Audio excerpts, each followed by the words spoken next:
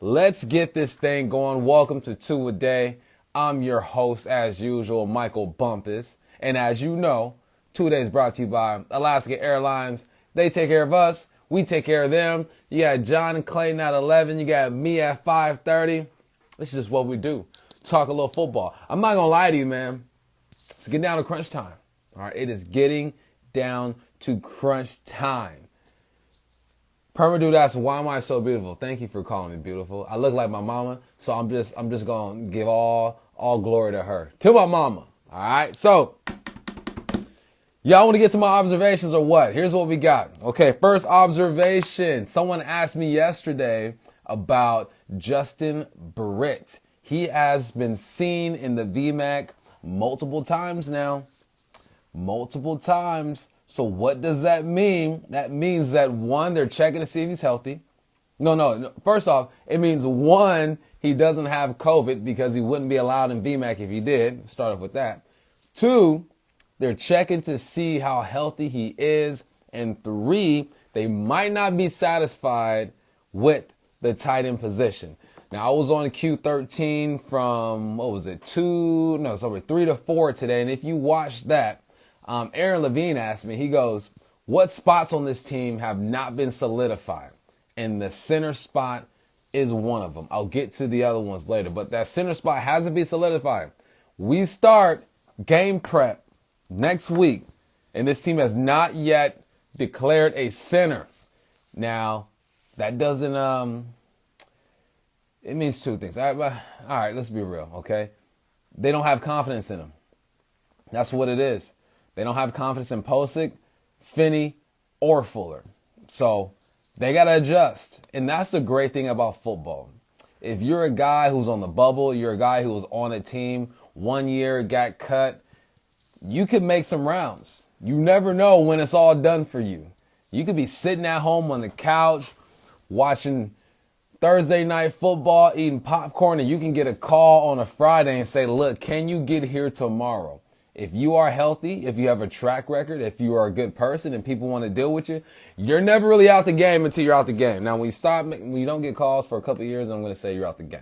All right. You ain't get called for 2 years, you're probably out the game. But Britt hung around Seattle for a reason. I don't think this was by accident. I know that he played here, probably had a home here. I don't know if he has a family or not. I think he does. Okay. But he hung around for a reason. Because he felt he was going to get healthy and maybe he was going to get another opportunity with a team that he wanted to play for. So, hey, Jay Britt in the house. Let's see what that means. And will he get the nod? Will we find out later today or tomorrow? John Clayton said, all right, now when I say John Clayton said, y'all got to listen, okay? So John Clayton said if they do sign Britt, wait until Saturday because that's one less dude they have to get rid of during the whole cutting process. So John Clayton says if it happens, it's going to happen on Saturday. So y'all stay tuned and see if it starts on Saturday. Okay? Observation 2. A weird observation. So if you guys go to the Seahawks Instagram account, they put this thing up.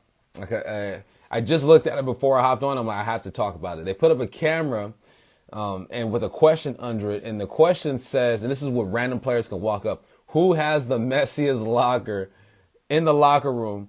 And David Moore brought over Tyler Lockett and said he's the messiest. He's the last person I thought would be the messiest. Then Tyler Lockett says, no, it's not me. It's not me. It's Russell Wilson. Now, here's why I think Russell Wilson probably has the messiest locker. When you're a baller, when you have endorsements, everyone sends you stuff. I mean, Russell Wilson probably gets 3 or 4 packages to his locker a day with some type of gear. Here, Russell, try these cleats out. Try my gloves out. Here's a shirt that I made for you. Here's a hat that I made for you. Like, he gets stuff thrown at him constantly. When I was in a league, I got like 3 packages in a season. All right. But not Russ. When you are the man, you get stuff thrown at you. So it doesn't surprise me that Russell Wilson has the messiest locker.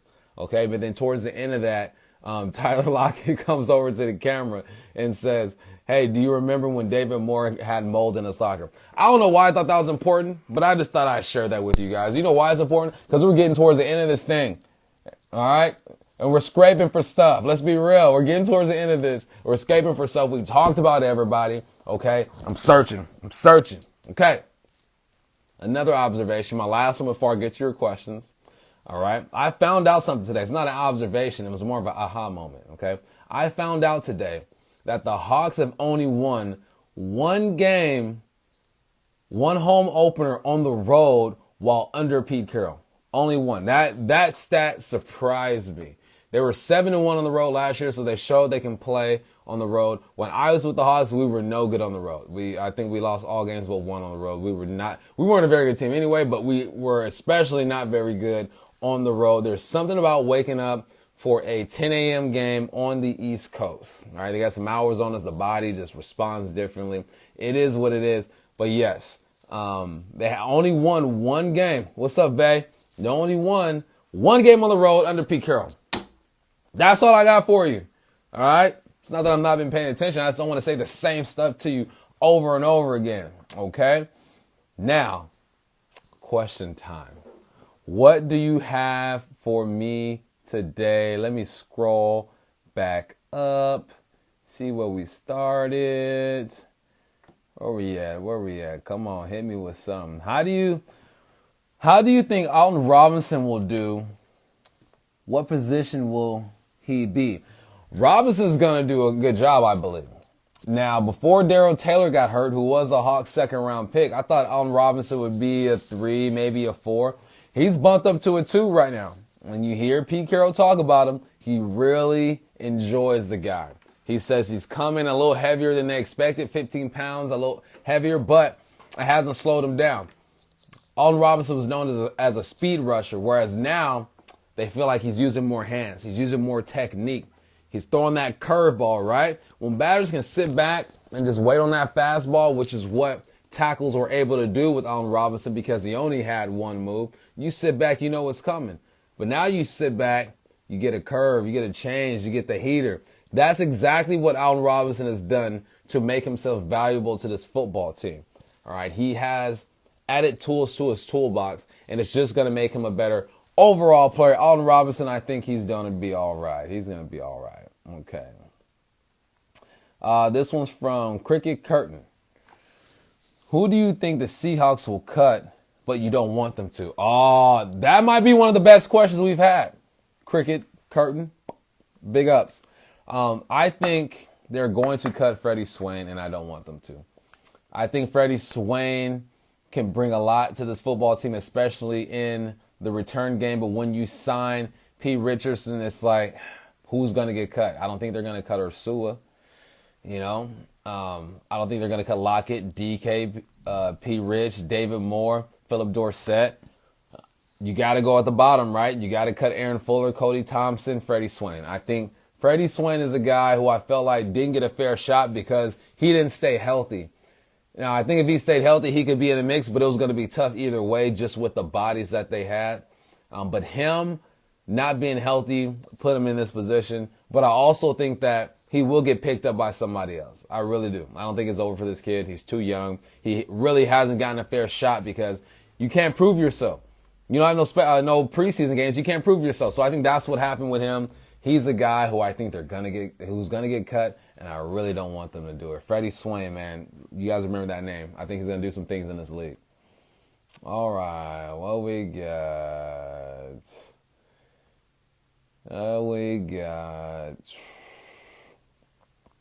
Neil Martin 97 says, should the Seahawks try to trade for Alvin Kamara?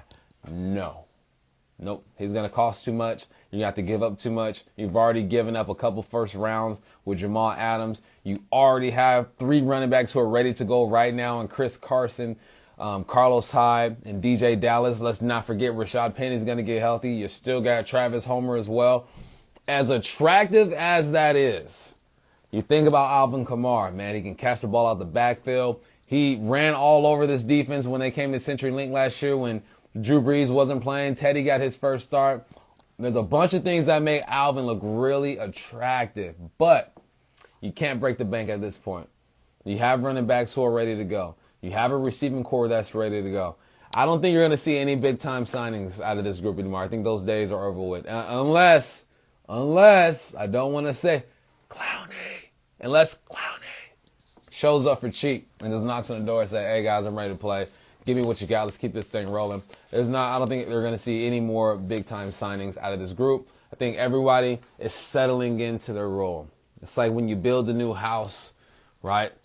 The house makes noises for years and then it settles in and it's good to go. I think the Hawks are at this point to where they're settling into their personnel. They're understanding what people can contribute, what they bring to the table, what they're good at, what they're not good at. Nope, no Alvin Kamara. As good as that guy is, as much as we love to have him, it's not worth it at this point. All right. Benday 91. Who starts on the other side of LJ? LJ is not even going to start. It's going to be Rasheem Green on one side, and I think Benson Mayo on the other side.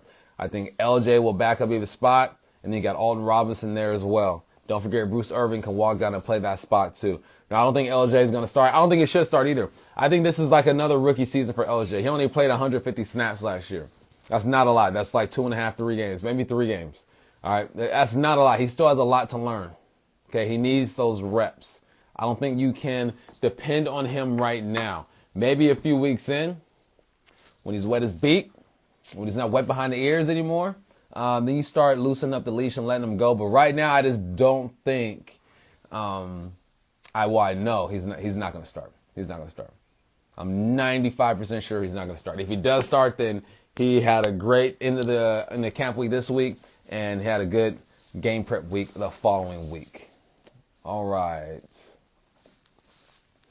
This is from, am I saying this right? Sorry, Mr. 7. What are your realistic expectations for Darrell Taylor and Alden Robinson this year? I just touched on Alden Robinson a little bit, but I think going into the season, Darrell Taylor was here, Alden Robinson was here. Boom, they switched. Just because of health. Just because Alden Robinson has managed to stay healthy.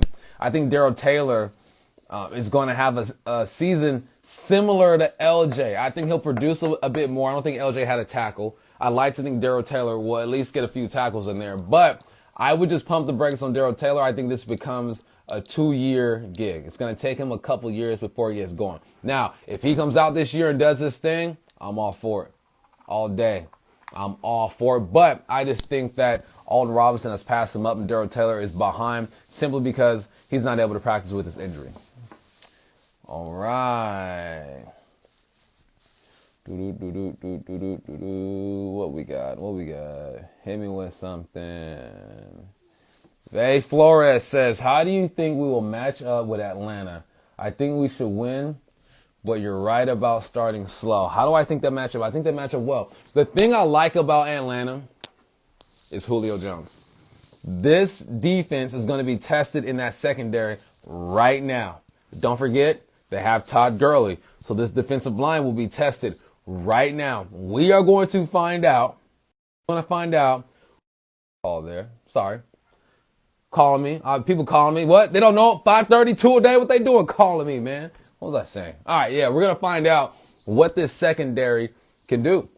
We're going to find out. You got Julio Jones, one of the, if not the best receiver in the league. Then you got Todd Gurley, who was banged up last year, wasn't himself, but you can't forget the threat that he has, or he shows. That guy can run between the tackles. He can get outside. He's good in the pass game. So all the concerns that we had for this team during the offseason, we're going to find out right now how good they are. Right now, we're going to find out. All right, let's go to the front, see if I catch any questions. John Ford says, who's going to score the most touchdowns this year for the Seahawks? That's a good one. Who was it last year? Lockett? You know what? I'm going to say Chris Carson. He's going to be healthy. He's going to rush for about 10 to 12 touchdowns. Chris Carson. That's my pick, and I'm sticking to it, John Ford. Chris Carson. J.R. Beeson says, how has Damian Lewis looked so far? He's looked great. He looks like the starter. He looks like a guy who came in ready to go. Looks like a guy who studied the playbook. Looks like a guy who's going to take advantage of this beautiful opportunity he has in front of him. Damian Lewis looks great. All right. Let me see. Give me some. Let me go back to the middle. I think I skipped some. Let me see. McCons, man. Let me know if I'm saying that name right because I said it yesterday and it just didn't feel right. I don't like to disrespect anybody by not saying their name right, okay? So my bad. Let me know. He says, when we cut guys and try to get them on the practice squad, if another team picks them up, do they have to go straight on their active rosters? Whoa, that's a good question. And I think it's true. Yeah, because when the Niners were going to pick me up, I would have been activated. So honestly, I don't know. I think so. That's a John Clayton question. All right. I think so, but I'm not sure. Don't quote me on that because when I got cut, the Niners were going to pick me up and activate me right away. But they didn't pick me up, so I went to Canada where some of our fellow Canadians are watching right now. All right. Let's see. Kyle Ross says, when y'all going to give away some Seahawks swag? We want that bump jersey. You want the bump jersey? Shoot, you have to make that. You have to make it on your own. You got to get a blank Seahawks jersey, put a 1-6 on it. Because everyone, I'm not Lockett. Lockett's rocking a 16 way better than I did. And they didn't make my jerseys. You know what you can find? You can find this jersey. Wow. The 5. That's floating out there. You can find that. But that 16 Hawk jersey, no, sir. 5 catches are not going to get it done. All right. Here we go. What we got? Give me something else. I got time for 2 more questions. 2 more. I'm waiting. Anticipating.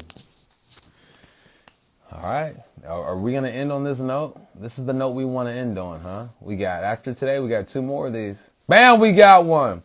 Is Brandon Shell solidified start? Yeah, he's got that spot sewn up. He's got it. I mean, the guy backing him up is Phil Haynes, who we haven't seen much of because last year he was banged up. Man, that's what I like about this team is that there are a bunch of guys in that 2 spot, whether it be Phil Haynes, Cody Barton, you got Jamarco Jones on the line, Jordan Brooks. I mean, there are a lot of dudes in the number 2 spot who I think will be contributors in the future.